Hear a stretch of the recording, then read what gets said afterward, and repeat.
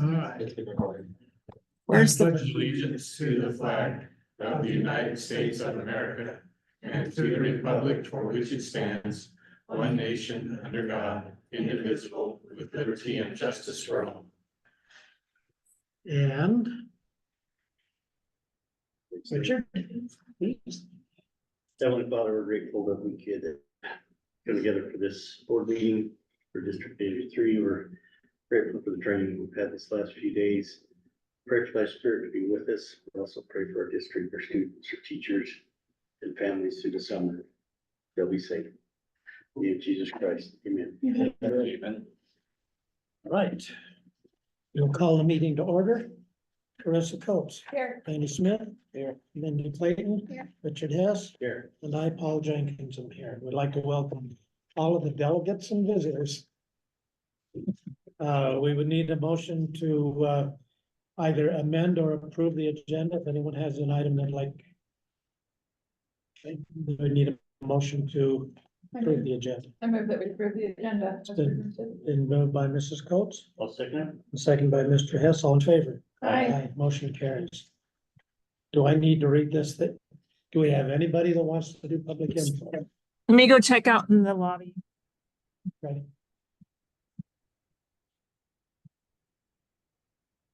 She's brave having that whole place open.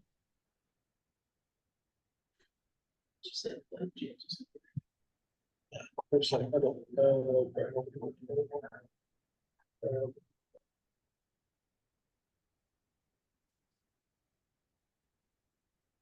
Chairman Jenkins, at this time, I do not have anyone signed up for public input. Okay. Then knowing that, I am not going to read the public input disclaimer. We would need a motion to approve the consent calendar. Does anyone have any items that they'd like to have removed from the consent calendar? If not, we would need a motion. I move to approve the consent agenda. It's been moved by Mr. Hess to approve the consent agenda, Okay. and seconded by Mrs. Coates. All in favor? Aye. Motion carries. Superintendent reports. Thank you. We spent quite a bit of time today talking about policy 1500P, and I'm just gonna lump these together, and 1510. Both of those are board meeting operating procedures and then board agenda items. We sent those out to legal counsel on Monday. They did revise them pretty significantly. And so my advice, and especially after hearing our legal counsel today say that's something the board should really look at closer and make sure that you have good support and buy-in to the governance of the board. My advisement is that we revise that policy, get you a clean copy of it, and move any action to the August board meeting. If that's all right, Chairman Jenkins. Set for both of those. Yeah, both. The second one has less change in it. But I think the copy that we have, it is a clean black and white copy, and it doesn't show the changes. And so it'll be hard for you to identify where we made changes at it, because we've taken out the red and the blue that typically identifies what those changes are. So I think for both of those, the second one particularly talks about how agenda items are placed onto the board agenda, and that process for public input, how many board members it takes to place it on the agenda, what happens when somebody in the community asks for it to be placed on the agenda, and what does that process look like? So I don't think there's any urgency to get either of those approved tonight. We're already practicing it in some levels. We're in accordance with the law, but to review those, it likely will be early next week before we get clean copies out and make those available to the board. Okay, we will remove proposed policy 1500P board meeting operating procedure for final adoption, and item C, proposed policy 1510 board agenda for items for final adoption. Moving on to the COVID plan. COVID plan, we're coming to the end of our COVID plan, but legally, we do need to approve the COVID plan for one more time. I believe that Guy intends to have all of our COVID money, ESSER funds, drawn down by the end of September, It's all done. all done. It's already done, So- but we might get a reallocation of unspent funds from other districts. So by just meeting the definition of the law, we need to approve the COVID plan through December 31st of this year, 2024, and then it will expire. We did a revision last July, and you'll note on this, it says today, all we're doing is reviewing the COVID plan and approving it through the 31st. Really, when you look at this last year, we were in green the whole year. We never got to a situation where we had greater than 15% absenteeism for COVID and needed to reduce what our plan was as far as taking certain actions to reduce transmission. We stayed within that 15% for the entire year. Anything can change. We could have an outbreak at any point and cause a short interruption, but we would recommend and ask the board to approve the COVID plan as written and revised last July and continue that through the 31st of December, and then it will expire at that point. Questions from Mr. Jackson? Nope. We need a motion to approve the COVID plan as presented. So moved. It's been moved by Mr. Smith and seconded by Mrs. Clayton. All in favor? Aye. Motion carries. Health Services notification information. As a part of the parental rights statute from 2 years ago, 2 or 3 years ago, there's a line in there that says at the start of the school year, each public school, it's not that we can see very good, but each public school shall notify parents and legal guardians of health services offered or made available through the school or by a private organization, including preventative health, wellness service, screenings, medication. And so last year was the first year that we did this. So we just want to give you that information of this is what we send home to families, saying that these are the school health services that are available. And it's really, I don't think there's anything in there that is, as we were looking at it, I was like, gosh, what do we provide? And as we went through it, it's, you know, basic first aid if a student gets hurt at any of our schools. Kids love the little nice things that they get, you know, stuff like that. Athletic trainers, our ambulance transportation. A lot of it follows our policies that we've had in place for a number of years. Medication administration, you can remember probably 2 or 3 years ago, we changed our student medication. So we added those plans in there, just making sure the parents were aware of that. And then just these screenings, and this is one that at the elementary schools, we have to remind our principals of to make sure that we've sent this, but then if they're going to do vision screenings, they need to make sure that they're notifying families of that and giving them the option to opt out of it. So that's what the health services notification is. Any questions? Do we have AEDs in the classrooms or in the schools? Video. Elementary also? I'm not 100% that they're in every elementary, but I think we did get grants to finish up the last couple. We follow up with John and Gordon if they help. There was 3 grants that we were receiving. Yeah, because I know, I'm pretty sure there is. Oh, Nikki used the one. Nikki, pulled it up. The Cloverdale. Yeah. Yeah, she used one on a patron during voting a couple years ago. Like we had it. So Right, continuous improvement. And I think our improvement plan, I just said to Heath, I said, I think we'll actually be able to go through this fairly quickly because a lot of what we've heard over the last 2.5 days is really our improvement plan. As far as, and when Scott was hired as superintendent, one of the things that he wanted to do is really start building that culture. And so if you look at really that culture being built on these things of building students' confidence and responsibility, a focus on reading and writing, and then also grow teacher efficacy and effectiveness. And I would bet, I can't guarantee, but I would bet that you heard those things over the last 2.5 days. And then we presented last month data from the last school year, and our goals are based off of those still those data points of wanting 3rd grade students to be able to read. And where we switched last year, if you remember in the fall, we talked about looking at Lexile, just how many students can read at basically their grade level Lexile, how many books. Here's the Lexile for 3rd grade, how many students can read that grade level Lexile. And that's I'd say that's still where our conversation is there, what we'd love to be able to do. As you saw here, a lot of conversation about common formative assessments, and that's what we'll continue to try to get better on as we go. A big part of really our focus goes to our cornerstones. Decisions that we make as an administrative team are all based on these 4 cornerstones. And I just feel like that's a big part of the culture of our district, is making sure that we're sticking to those cornerstones, the integrity, teamwork, learning, literacy, and positivity. Again, I think in every session I heard something about positivity, relationships, literacy, learning, and teamwork was everywhere with collaboration, and then the integrity pieces. Has been very helpful, and I want to say very helpful. It wasn't that we weren't using integrity before, but it's just always good to have that in all of our minds as we're.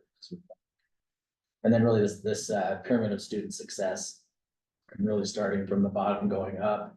On the left-hand side is really that focus on the instructional side, helping students really that very first one learn to read and write to learn, and then moving through our high school to graduation. And then the right side, really that student well-being side, and focusing on that. Just as we heard here, students are doing well, feeling good, feeling positive. They're going to learn. If they're struggling and not doing well, it's going to be more difficult for them to learn. So, the strategies, and really the strategies, I would say, is really that biggest part of the last 2.5 days that we have been focused on, and what our teachers are doing, and the focus that we have really goes back to, you go back to that Monday collaboration day that we had in the end of April, and teachers focused on those essential standards. And really what's happened with that is, I think you have teachers that are saying, okay, here's where we're essential standard wise, what's the next step?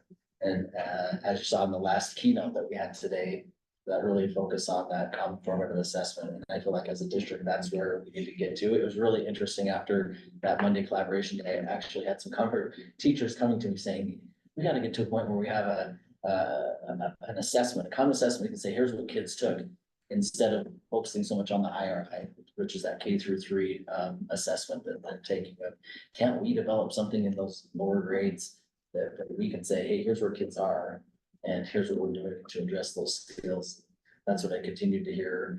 And it's been really interesting. We talked about going to this in 18 years, 19 years, however long I've been in this district.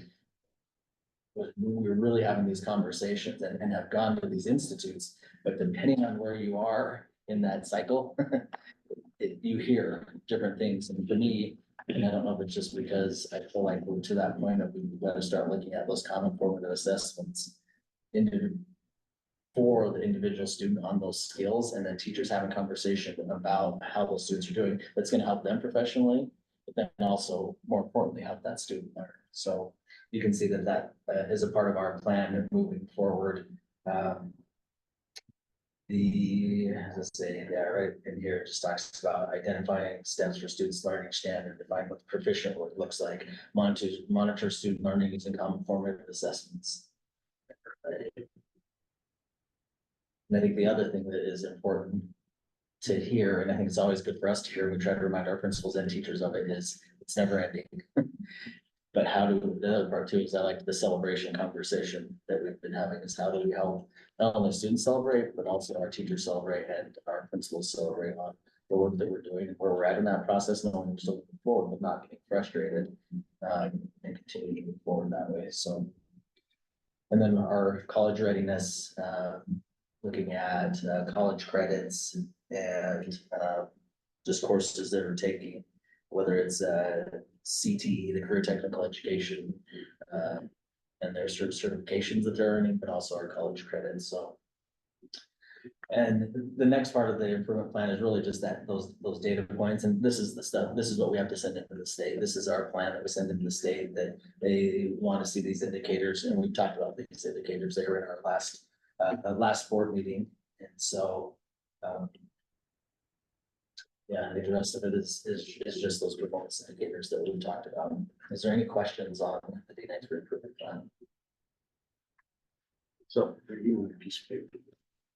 So be more specific about it. I think in addition to this plan, whether there's the roadmap behind it or whatever,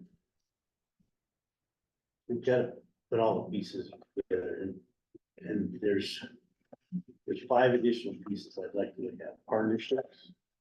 That's partnerships within ourselves, but that's also external partnerships, like Randy just mentioned, other districts, charter schools.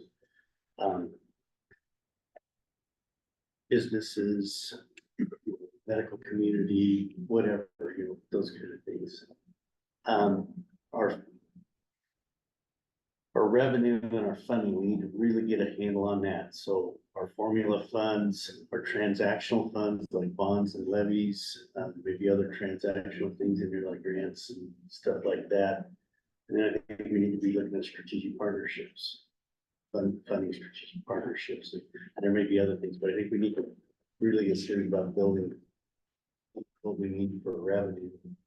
And people and culture, we talked a lot about culture, but to implement this thing to the fullest amount, I mean, right now we're going backwards. We need more staff. We need more, not lose back the revenue and partnerships too, but we got to come up with a staffing plan to get to where we want to be. Not just numbers of people, but types of people, disciplines and all those things. Of course, facilities, had a long discussion about that already today. We're gonna take, our technical schools and stuff. We've got to start thinking about what those are and start putting capital numbers behind them, and funding resources. So these all kind of tie together. And then the last one is operations. How do we operate this thing? How, that's everything from, facilities, plan levy type stuff to, all the things that go in your operational and safety and even the IT infrastructure, we'll be thinking about that. You're talking about AI systems and stuff. I think those are all things that will be in the facilities and the staff, but then you've got to operate and maintain all this. So those are the 5 additional things that I would like to start getting at. Quantitative things on paper that we can look at, we can communicate, we can start working towards and make change control skills as things succeed or don't succeed. So that's what I'd like to see when we do this. So doesn't need to prevent us from improving this. I just approving this today. I just think that we really need to. And that Scott just texted and just asked if we could continue forward with the continuous improvement plan for this year as written, and we'll start adding and implementing those things as we work through that, because we've got to get this submitted to the state. So, well, a lot of this stuff could be amendments or other things. It doesn't have to be tied to this to make it so complex. You can't. And I think that's probably the key is submitting to the state what the state requires, and then adding to those things to the district with the improvement plan. And I really don't think there's that much extra work to it. I feel like we have some of those things in place. It's just now, like you said, whether it's an addendum or it's a second piece to this, and this is what those are. So I think that's good. Okay, that's my own comment. I just a lot of pieces to it. I just have the thought keep popping in my head that we, like, after this conference that we've been at all week and hearing designing success for every student, it's really what we're doing. That, like, putting these things in place is really what you guys have been working towards so hard. And I think we kind of try and stray away from standardization, because that is such an ugly word to a lot of people, but it's not. By us collaborating and getting, I'm just gonna throw out 3 letters and pretend like you guys know what it is, right? But these evaluations or these ways of grading and just leveling the kind of the playing field for all of our educators, it really is going to benefit our students. So just wanted to make that known. So thank you for what you guys are doing. Well, he said yesterday, we appreciate the 5 of you being here, and and really engaging, not only here, but just even in previous meetings and book studies and just different things that we've done together as a team. And it just makes it easier when we have these conversations that you're you're nodding some and going, yeah, okay, I understand some of this.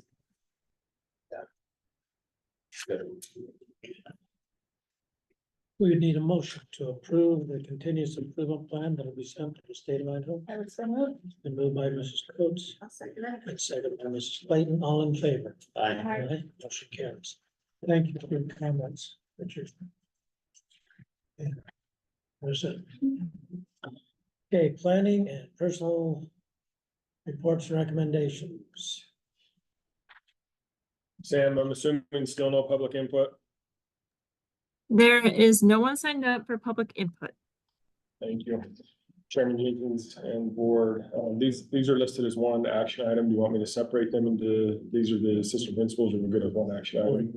Okay. So as we shared in executive session tonight and discussed recommendations for assistant principals at Bonneville and Hillcrest with movement in our district, both schools have gone through the process of screening candidates, interviewing candidates, and have offered positions to new assistant principals for next year. I'll start with Bonneville. Bonneville has offered the position to Casey Faulkner. Casey's a current life science teacher at Rocky Mountain Middle School, who's been in our district for 8 to 10 years. He taught in Rigby prior to that. Has been involved in our community for quite some time now. And super excited about adding him as a new assistant principal at Bonneville High School beginning this fall to join Mr. Jolly and Kristen McDaniel and that administrative team. With the transfer of Kristen McDaniel from Hillcrest to Bonneville, it opened up a position at Hillcrest, and so Ty and his staff did the same through the same process, screen candidates, set up interviews. They both interviewed 6 candidates for their positions, and Hillcrest High School has offered the position to Phil Abshire.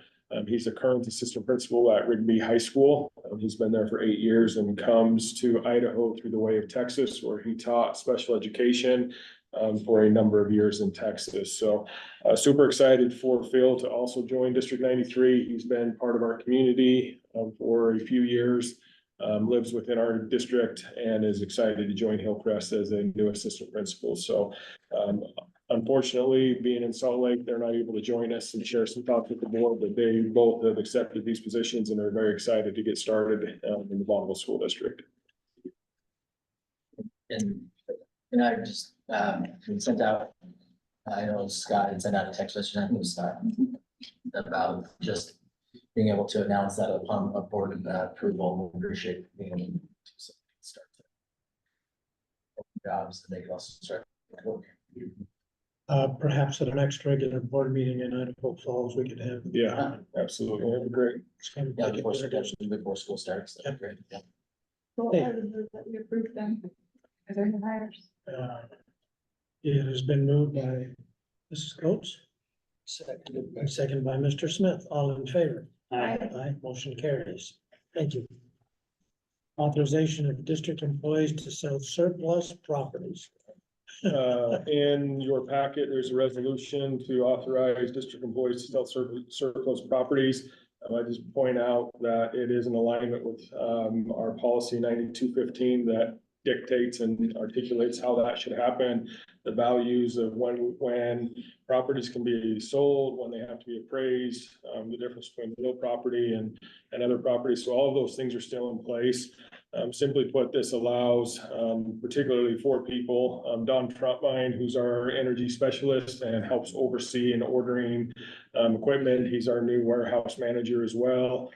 So he's constantly working through all of the inventory, ordering classroom supplies, removing old supplies out of buildings, and making sure they get stored in the right places.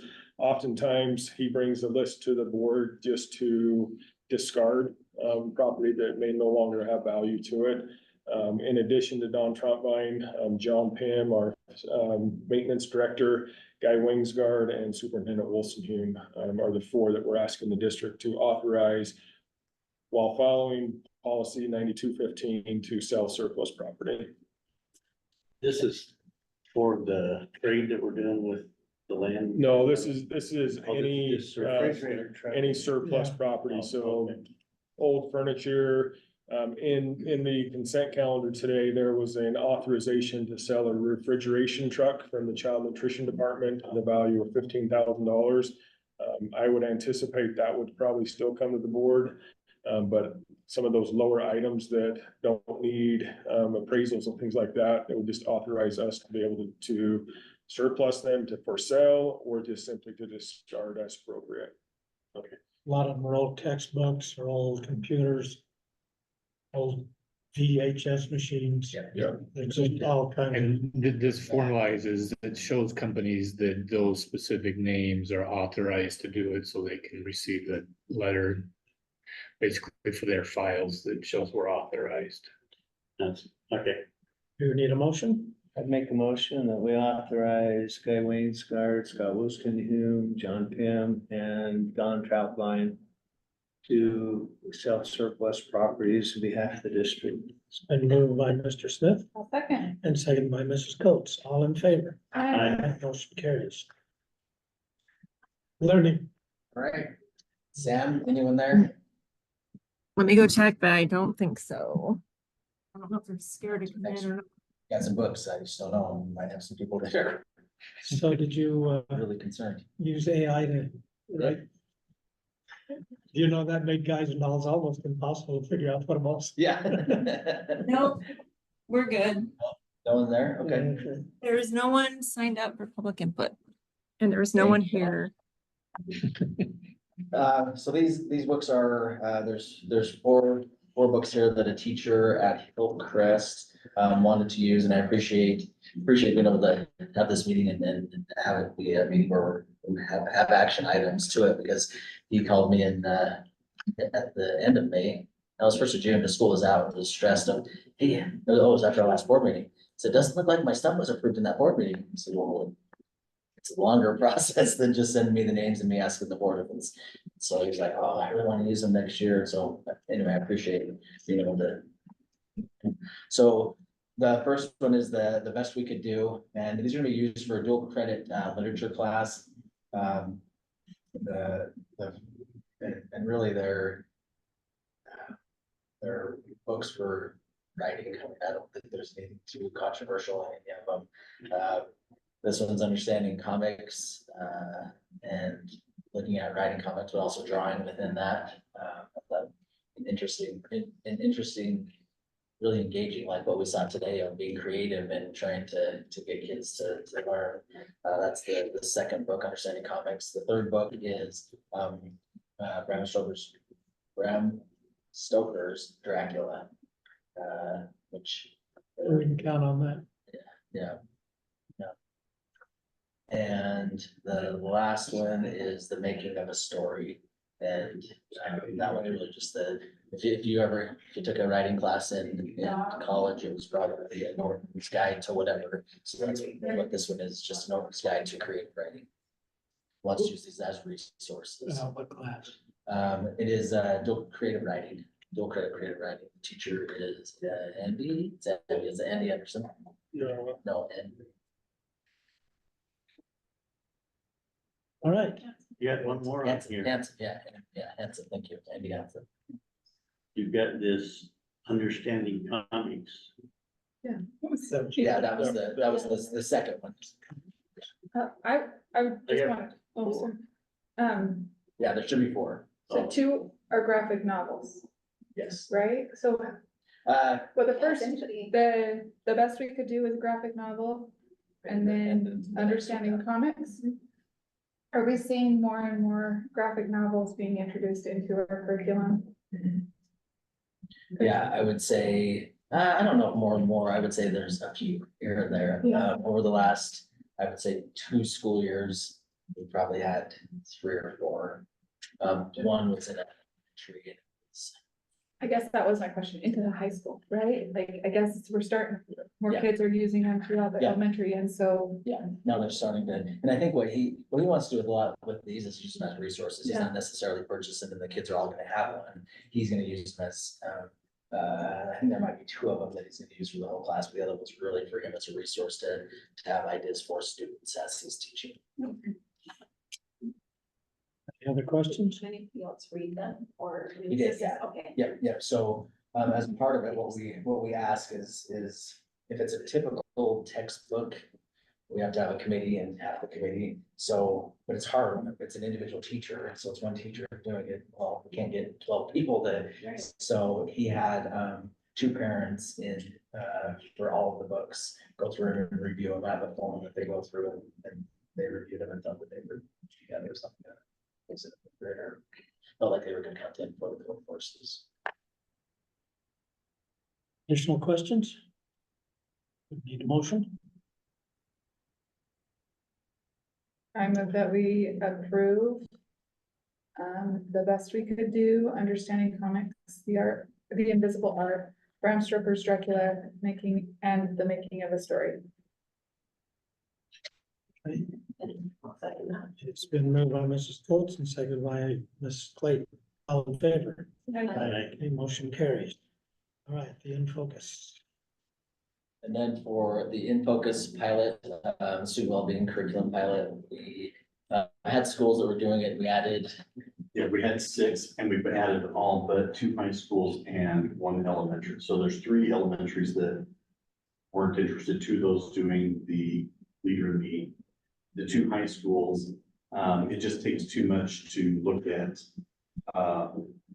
once their master schedule's developed, how they're gonna work that in. We just didn't have a plan in place, so potentially the following year. But, yeah, all but 5 schools in the district want it. Who does not have? Who is not, does not want to participate. Yes. Falls Valley, Leader in Me, Cloverdale, Leader in Me, Mountain Valley, who is doing their Mustang Days and has developed a lot of their own curriculum over the past couple of years that they've been using. And then the 2 high schools, Bonneville and Hillcrest. Outside of that, everybody's in. In the high schools, it was a logistic issue. Not that they didn't want it. Questions? I guess my question is, I don't know what my question is, but I have one if you had something, like, so we have the majority of the same curriculum on schools, so when we feed into the other schools and we merge, how does that affect the kids? Well, I guess I don't understand. your 21 question. schools would have this and 5 would.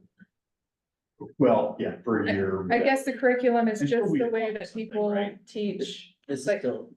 teachers teach the actual concepts, correct? Yeah, Okay. and this is still a pilot version, like. Right. We haven't adopted it quite yet. We're still Okay. going through it. So we just have more This- piloting. Yeah, this is the second year of piloting. And So- even though Hillcrest and Bonneville and Mountain Valley may not be prepared to right now, it's still being approved as a curriculum they can use. And so they may choose to jump in and do bits and pieces of it. They may choose in second trimester to be able to implement some of it. Falls Valley and Cloverdale could jump in and use it because you're approving the curriculum, not necessarily which schools are using that. And Falls Valley and Cloverdale are using a different curriculum because they piloted it 2 years ago and they want to continue to pilot that. So They've they're been only using two their districts using- Title I funding. Okay, And that one did go through the Right. approval as well. They already did. Right. And we already voted on that, didn't we? Okay. Amplify CKLA pilot materials.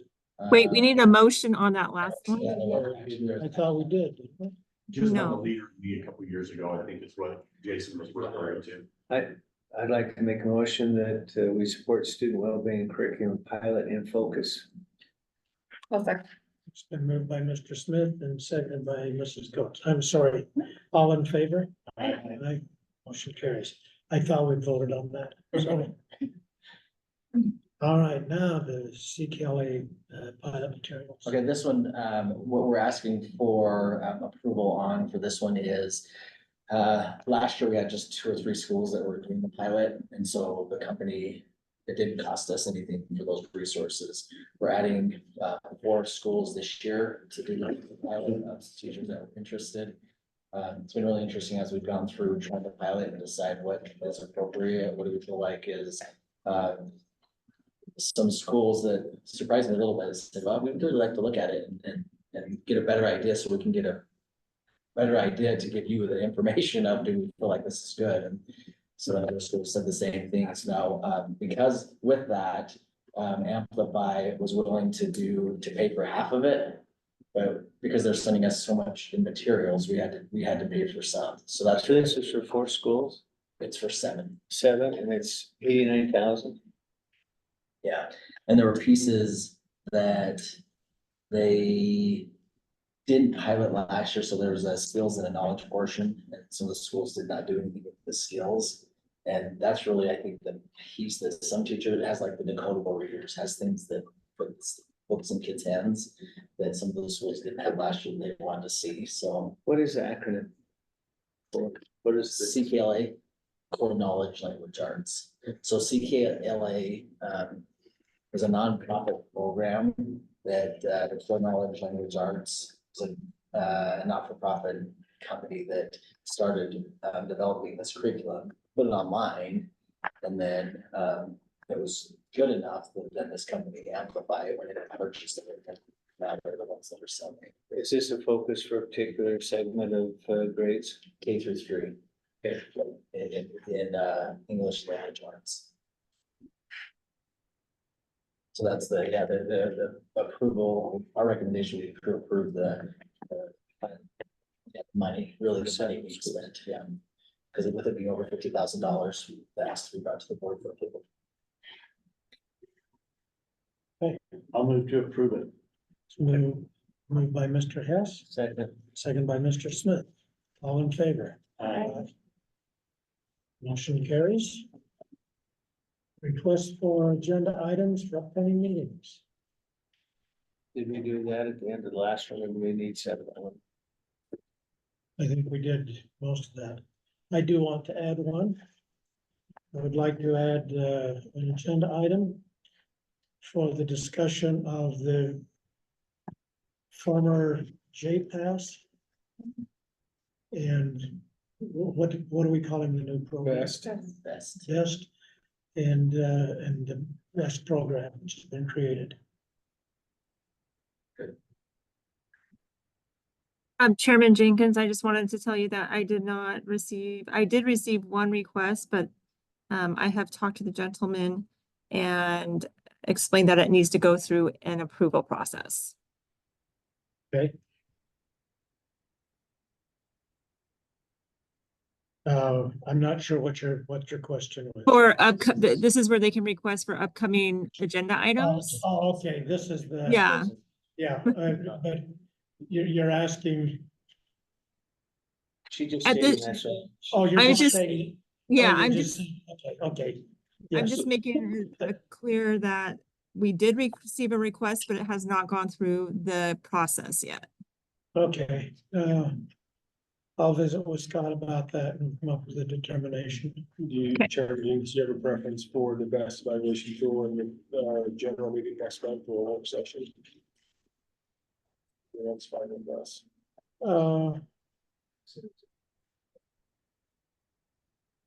I don't know, that might even be an executive session.